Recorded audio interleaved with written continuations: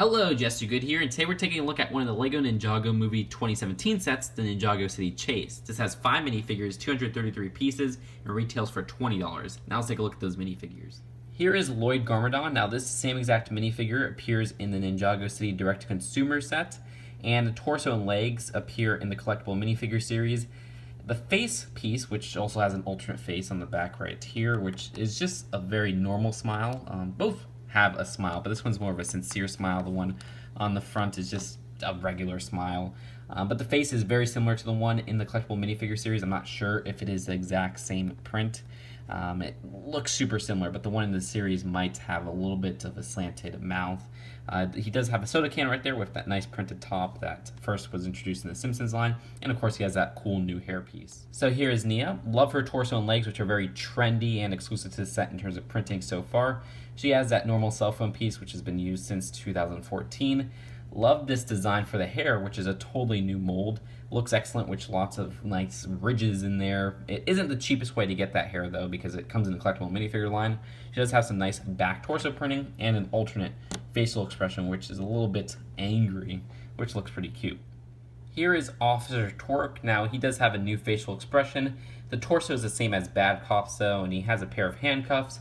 And also he has the same helmet as Bad Cop. There's no back facial expression though, which is a little bit of a letdown. So here is Ham, and he has that new facial expression, which is exclusive to the set and looks hilarious. I love that design. And he has this conical hat right here, which is the new molding for the LEGO Ninjago movie sets. That looks great. He also has a $100 bill printing and some new torso and leg printing with some dirt designs all over, which looks pretty cool as well. So here is the Shark Army Thug. I like his little fish hammer right here, which gets the sky blue coloring for the fish.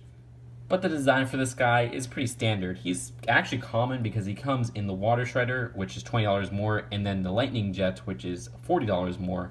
So he's pretty easy to get, but I don't plan on getting either of those, so I'm kind of glad to get him in this set. I do like how his hat is sort of a new color for that piece. I like getting that in that nougat-esque color. And I guess his grumpy face is kind of funny. So here's the build of the set altogether. First, let's take a look at that stand. So this stand build looks great. It looks a little bit like an Oriental gateway, so I like that, which kind of adds to the feel of the line. I also like these stickered pieces, which this is stickers done right in this set for the signs of the cherries and the fish, and also the shop sign. Now, the little holders of the cherries and the fishes kind of reminds me of the Green Grocer, which is one of my favorite sets, so that's great. But I like how they clip it onto this piece right here, which has the 3 little handlebars. It's actually some nice part usage, and they kind of slant it up, and it works out very well. Now the back of the set does have just a little bit of space to have Ham stand. And I like just the little details, like the little, I guess, overhead right here, and also these lights. It just is a great build overall. They also give you a side build of a basket of apples, which uses one of those reversed roof bricks, and it kind of gives it a nice slant, and you do get 3 apples with that. So here's a police tram, and I like how open it feels. They give you these little handlebars on the side so you can make characters like Nia hold on to it, but they do give you enough space to fit 2 minifigures, with one driver being the policeman, and also a little space maybe for a crook or something like that. They do have some nice stickers on there, which you can see there's one right there, one here, which is identical to the other one, and also one on the back of a double cheese slope. There's also some nice colorings with the red and blue lights. And overall, it's just a very nice design. And there's one last sticker right there that just says police for the license plate. And finally, there's these light post builds, which are going to kind of retract back if you have a minifigure holding on to them like I have with Lloyd right now. But if you don't, you can see that you can kind of span them out pretty well. And there's some nice signs on them. The signs are all stickers, but they're nice and colorful and all look a little bit different. And they do include those translucent red heads, which were also in that smaller dojo set I reviewed, and I think those are great pieces to get. So that's it for the builds. Now let's take a look at the packaging. And the box is a normal size we all know and love for $20 sets, and the back has some of the play features.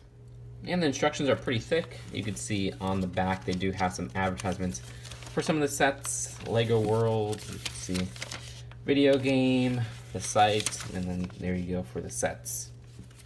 So overall, this is a set that will appeal to everybody. The little kids will love the police vehicle, and then the adults will love just the builds in here because they really have some cool building styles, especially with the little stand.